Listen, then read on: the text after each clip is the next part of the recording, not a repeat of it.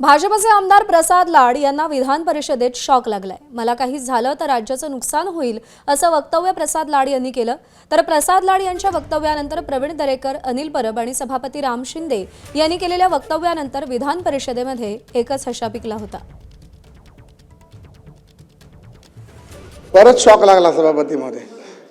याला हात लावला की शॉक लागतो। पुढे अर्थिंग माझ्यातली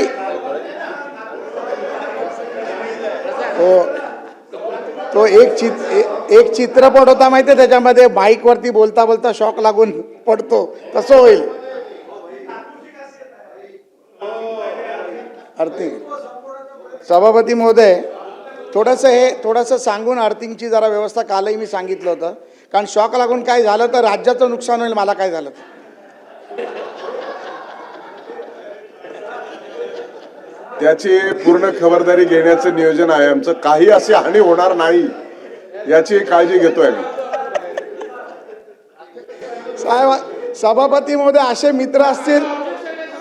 मित्र असतील तर मग बघा, विरोधक बाजू घेतात आणि हा म्हणतो पुतळा बांधला।